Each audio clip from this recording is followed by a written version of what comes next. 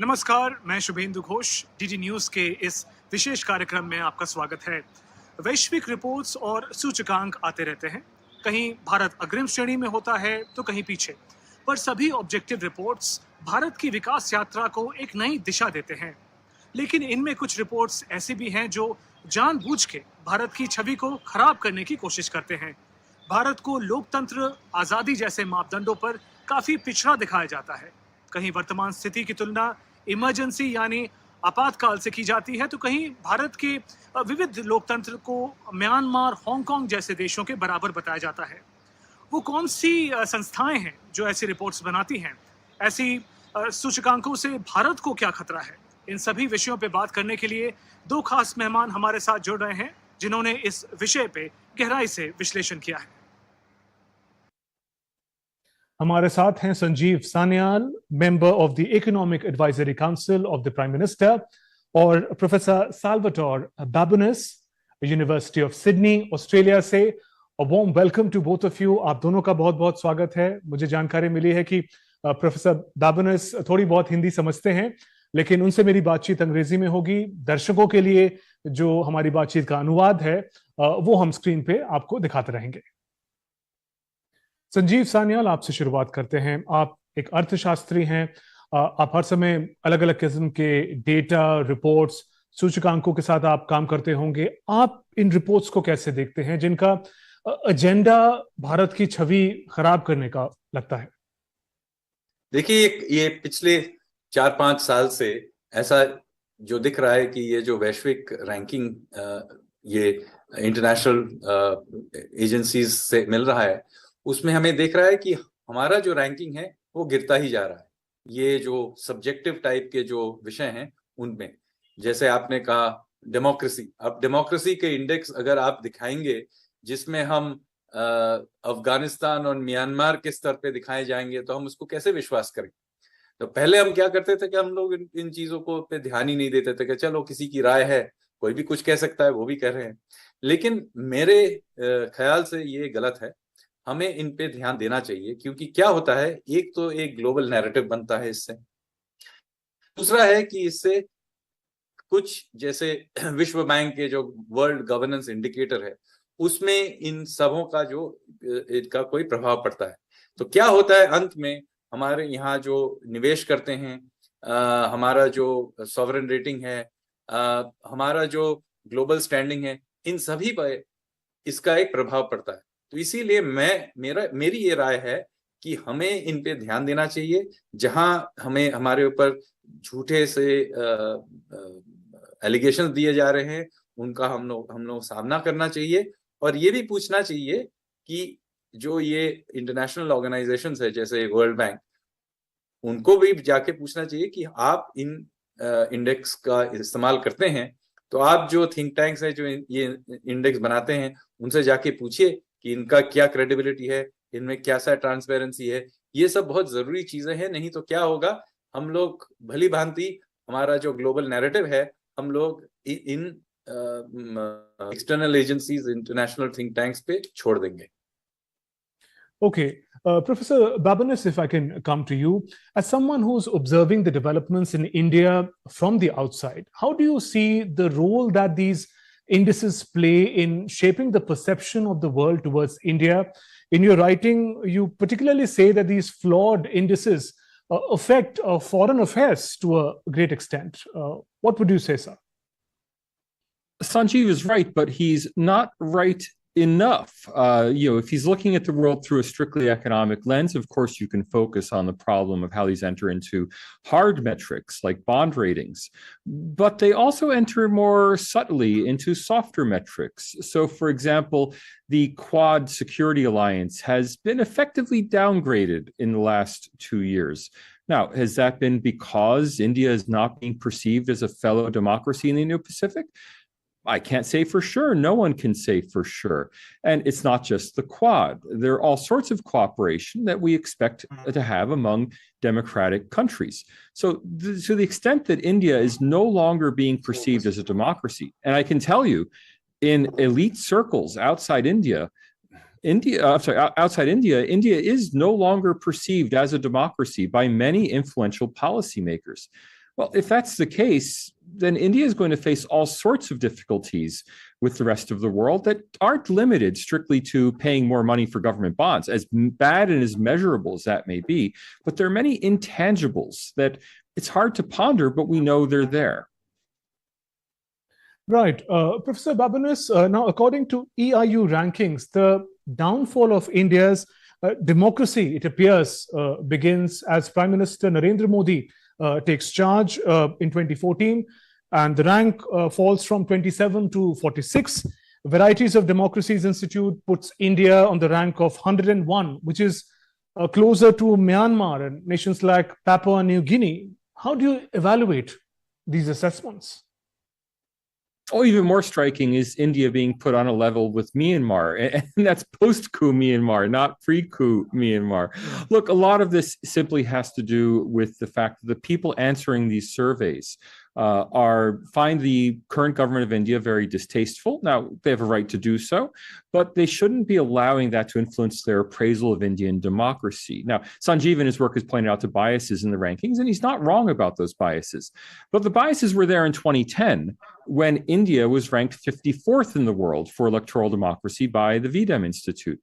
Today, India is ranked 100th in the world or 101st in the world for the same metric, using the same measures. So if it's a bias, the bias would be there all along. It wouldn't be increasing in the last decade, the last 10 or 11 years. Now, VDEM in particular, we have data going back. So the expert panel used by VDEM has used the same metrics that VDEM uses to measure electoral democracy today to measure electoral democracy in past years. That panel rates India in 1976 at the height of the emergency, in a year in which elections had been suspended. They ranked India 33rd in the world for democracy. Now, and it's not just because there were fewer democracies then. So India's quantitative score for 1976 was 0.508. The quantitative score today is 0.444, which is substantial, about 10% lower than it was at the height of the emergency. Now, this requires a reality check. We have to ask ourselves, the people who are filling out the surveys for the Variety of Democracies Institute, how grounded in reality are they if they think that the India of the midst of Indira Gandhi's emergency was a higher quality, and I stress, a higher quality electoral democracy, not a social democracy or a higher quality electoral democracy than the India of 2021? Sanjeev, क्या आपको लगता है कि इन reports में सिर्फ भारत को ही निशाना बनाया जाता है?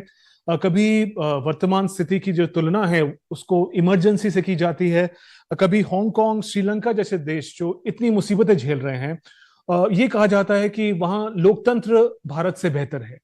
आप कैसे देखते हैं इन रिपोर्ट्स को?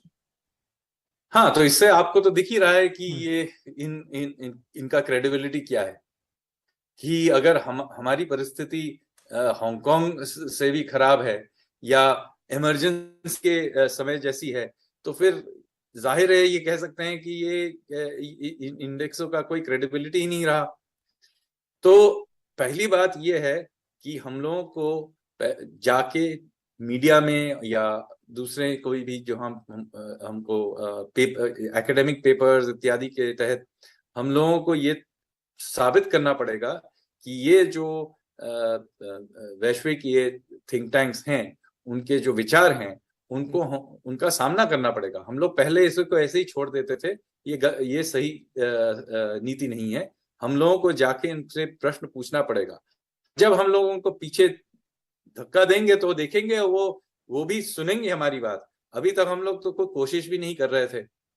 Now, Mr. Sanyal also mentioned an important points about how a few experts and their perception is sort of responsible for the manufacturing of these indices. Now, in your writing, you ask rhetorical questions. Who are the barbarians threatening India's democracy? Is it the government of India who's not doing its job properly? Or is it a set of intellectuals, experts who are doing that? But who are these experts and what have they to gain from maligning India's image?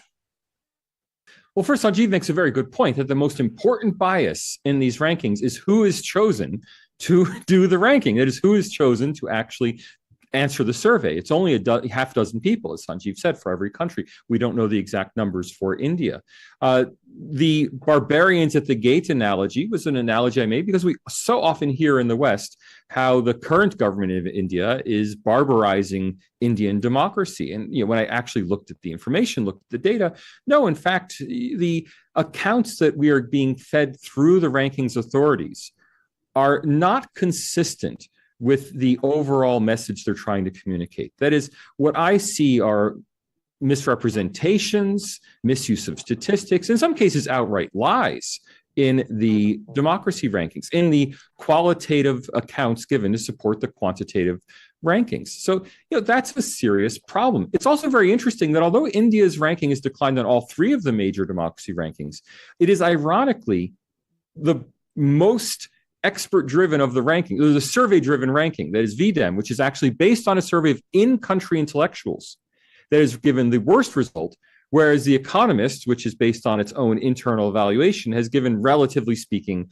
the best result. And the one that uses a mix of methods, the Freedom House rankings, have given a medium result, which is to say that those methods that are most reliant on asking people inside the country, what do you think of Indian democracy? Those are the ones on which India performs worst. Now, what do I mean by an intellectual? I don't want to quibble over this word intellectual. People who are paid, people who have official positions in established institutions. A JNU professor of politics is an established intellectual to rank democracy. A popular book author, no matter how popular, is not an established intellectual, is not a credentialed intellectual. People who hold positions in which you would expect an international authority to go to them. President of the Indian Sociological Association, president of the Indian Political Science Association, deans of politics at the top, at JNU, the head of the newspaper guild. These are the sorts of people we would expect to be surveyed in a ranking, and anyone would expect those people to be surveyed. I don't know who's in the surveys, but these are the sorts of people we mean when we say India's intellectual class have ranked India poorly on the rankings. Sanjeev, आप भी अपने paper में लिखते हैं कि कुछ ऐसे बुद्धिजीवी हैं, इंटेलेक्चुअल्स हैं, जिनकी निजी राय पर ऐसे रिपोर्ट्स बनाई जाती हैं। लेकिन अगर हमें यही नहीं पता कि ये इंटेलेक्चुअल्स कौन हैं, तो क्या ये उन रिपोर्ट्स की विश्वसनीयता पर भी सवाल नहीं उठाता? हाँ, ये तो एकदम ही सच है कि सिर्फ 3, 4, 5, 6 लोगों का जो सर्वे किया जाता है, आप सोच के देखिए कि 130 करोड़ भारतवासियों के ऊपर राय 4 लोगों के राय से उसका अनुमान लगाया जाता है। तो आप एक दिल्ली में कभी म्युनिसिपल इलेक्शन भी होता है, उसमें जो आप लोग ओपिनियन पोल निकालते हैं वो हजारों लोगों का होता है। अब पूरे देश के लिए 4 लोगों की राय ले रहे हैं, वो क्या आधार है इसका? तो मैं ये कहूंगा कि ये एजेंडा ड्रिवन है और ये साफ साफ दिख रहा है कि ये जो इनके जो रिजल्ट आ रहे हैं इसके वजह से वो एक तरफा एक नैरेटिव उभर रहा है उससे। जी संजीव, एक बात और कि हम जिन रिपोर्ट्स की बात कर रहे हैं वो कई बार जो कॉन्टेक्स्ट है, जो संदर्भ है, उसको भी काफी तोड़ मरोड़ के प्रस्तुत करते हैं। उदाहरण देना चाहूंगा, कोविड लॉकडाउन की तुलना राजनीतिक लॉकडाउन से की जाती है और उसके बेसिस पे भारत का जो लोकतंत्र है उसका आकलन किया जाता है। ये काफी चिंता का विषय है। आप सही कह रहे हैं। जैसे एक महामारी के समय जो लॉकडाउन होता है, इमरजेंसी के समय जो लॉकडाउन हुआ, वो उन लोगों का तुलना ही नहीं किया जा सकता। एक राजनीतिक स्तर पे किया गया था, दूसरा एक स्वास्थ्य के कारण किया गया और दुनिया भर में किया गया। हमने ही नहीं किया, हर एक देश ने कभी ना कभी किसी तरीके का लॉकडाउन किया। और ऐसा नहीं है कि सरकार को बहुत मजा आ रहा था ये करने में, अर्थव्यवस्था को इसका बहुत नुकसान हुआ, हम सब जानते हैं। तो इसीलिए अगर ये लोग चालाकी कर रहे हैं और इनका इस्तेमाल कर रहे हैं तो हमें इनका विरोध करना चाहिए, पहली बात। दूसरी बात ये है, ये भी दिखाना चाहिए अगर सब जगह ऐसा हुआ है तो सबसे नंबर काटिए, सिर्फ हमारे नंबर क्यों काट रहे हैं? ठीक कि नहीं? लॉकडाउन तो सबने किया है। तो इसलिए ये बहुत साफ है कि ये एजेंडा ड्रिवन एक कोशिश है और इसका हम लोगों को कठोर जवाब देना चाहिए, इनसे प्रश्न पूछना चाहिए और सबसे पहले हम लोगों को वर्ल्ड बैंक, यूएन इत्यादि से प्रश्न पूछना चाहिए, न कि थिंक टैंक से। थिंक टैंक तो कुछ भी राय दे सकते हैं, लेकिन अगर इनको लेजिटिमेसी देने वाले जो इंटरनेशनल ऑर्गेनाइजेशंस हैं, उनसे हमको पहले प्रश्न पूछना चाहिए कि आप इनके जो इंडेक्स हैं इसका प्रयोग क्यों कर रहे हैं। और हम ये भी जानना चाहेंगे कि भारत सरकार ऐसे बायस्ड रिपोर्ट्स को कैसे देखती है, किस तरह के एक्शंस संभव हैं इन रिपोर्ट्स के खिलाफ। तो पहले तो हम लोग इनको पूरी तरह से इन पे ध्यान ही नहीं देते थे, क्योंकि चलिए कोई किसी दुनिया में किसी थिंक टैंक की राय है तो है। लेकिन धीरे धीरे क्या हुआ है कि ये जो राय है ये हर तरीके से एक ग्लोबल नैरेटिव बनाया दिया गया है, जिसके कारण कॉन्क्रीट इसका प्रभाव पड़ता है हमारे ऊपर। एक तो है हमारे सॉवरेन रेटिंग पे, क्योंकि इन इंडिसेस का वर्ल्ड बैंक के ग्लोबल गवर्नेंस इंडिकेटर में इनका प्रयोग किया जाता है, और वर्ल्ड गवर्नेंस इंडिकेटर का प्रयोग सॉवरेन रेटिंग एजेंसीज करती हैं, और उस पे 18 से 20% का उसमें उसका भार देते हैं। तो इसका मतलब यह है कि इस पे हमको ध्यान देना चाहिए। दूसरी बात यह है कि अगर हम इसको छोड़ दें, आगे जाके आप देखेंगे कि अभी ESG यानी एनवायरनमेंट, सोशल और गवर्नेंस इंडिकेटर्स का और भी प्रयोग किया जा रहा है। हर देश में कहीं ना कहीं आप देखेंगे इसका एक लहर आई है कि हर जगह में इन ESG इंडिकेटर्स का प्रयोग किया जाए। अब एक तरह से तो आप सोचेंगे थ्योरी में ये सही चीज है, लेकिन प्रैक्टिस में क्या होता है कि यही जो थिंक टैंक्स है वही ESG लिखेंगी, उन्हीं के इंडेक्स फिर से बनेंगी, यही बनाएंगे, यही वो विशेषज्ञ हैं जिनके राय के आधार पे बनाएंगे। तो फिर क्या होगा कि हम लोग इस एक जाल में हम लोग अटक जाएंगे। तो बहुत जरूरी है कि शुरू से ही हम पूछने लगे कि आपका मेथोडोलॉजी क्या है, राय लिया है आपने इस डेटा का, और हर कदम पे अगर हम लोग इनका विरोध नहीं करेंगे तो एक ये कॉलोनियलिज्म का एक नया दौर हमारे ऊपर छा जाएगा।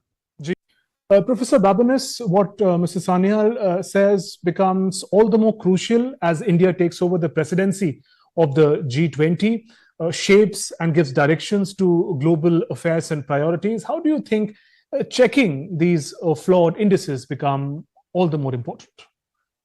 Oh, I think it is very important for India, but I think the way to check them is to go to the data, to present not a counter argument, but a counter set of data. Show that the data on which the rankings are based are flatly wrong. And to remember that people aren't going to accept a politicized response. Everyone expects the government of India to be representing India and to say positive things about India. What's needed to change the overall narrative is to get facts in the public domain. I'm personally convinced that the facts are in India's favor here. I'm not defending India. I have no interest, from an emotional standpoint, I have no interest in India. It's purely an intellectual exercise for me. But what's led me to defending India's reputation in these rankings is that the facts are in favor of India, not that my loyalties are to India. And that should always be remembered. If you argue based on the facts, I think you have a winning case.